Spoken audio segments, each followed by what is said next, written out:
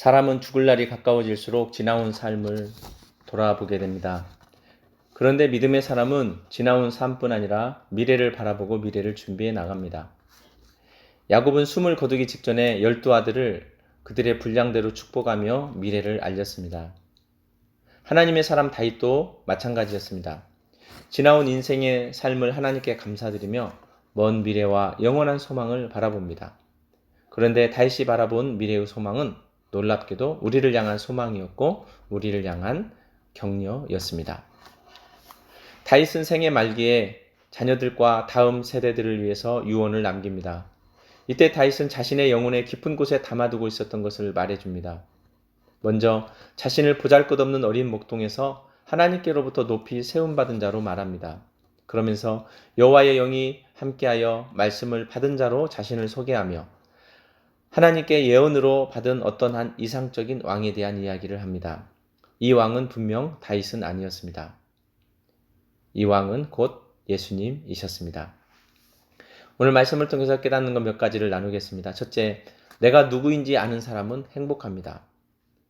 다윗은 자신이 높이 세움받은 것이 스스로 된 것이 아니라고 1절에서 말씀합니다. 기름 부음 받아 목동에서 왕이 된 것도 된 것이 아니라 되어진 것이라 노래합니다. 저의 학창 시절에 가슴을 설레게 했던 믿음의 멘트 중 하나가 정체성이라는 단어였습니다. 정체성은 내가 누구인 줄 아는 것입니다. 그런데 사람은 스스로 내가 누구인 줄 알지 못합니다.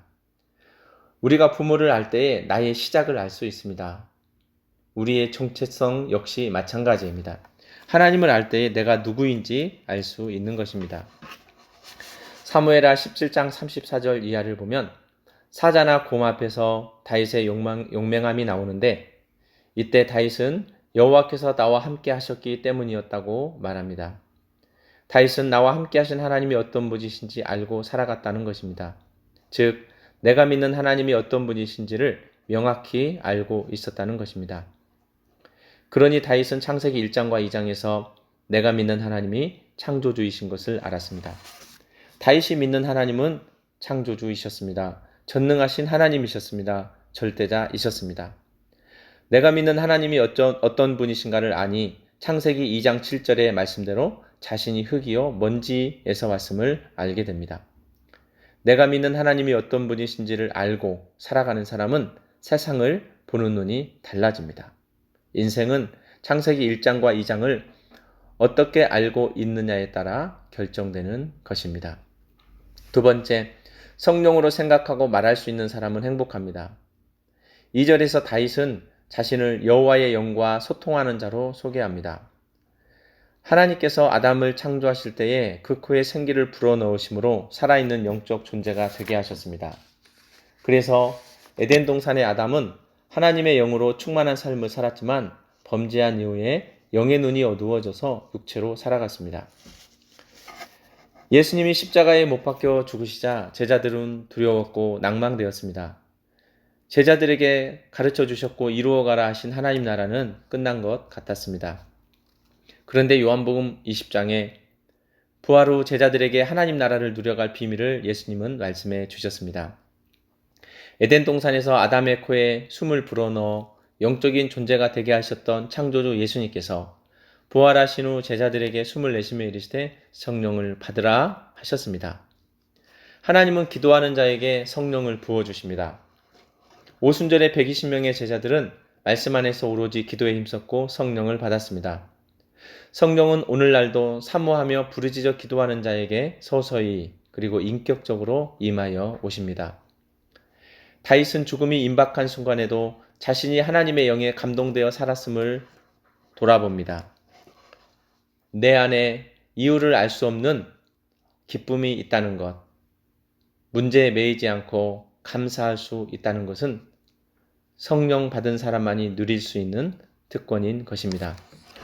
하나님은 오늘도 많은 재능이나 지식이나 어떤 힘을 가진 사람이 아니라 하나님의 영이 충만하여 하나님의 뜻에 자기를 맡길 사람을 찾고 계십니다. 세 번째, 우리의 소망은 오직 예수님이십니다. 다윗이 한 유언의 절반 이상은 예수님에 대한 내용이었습니다. 다윗이 본 예수님은 본능의 아침빛 같이 희망차고 강렬했습니다.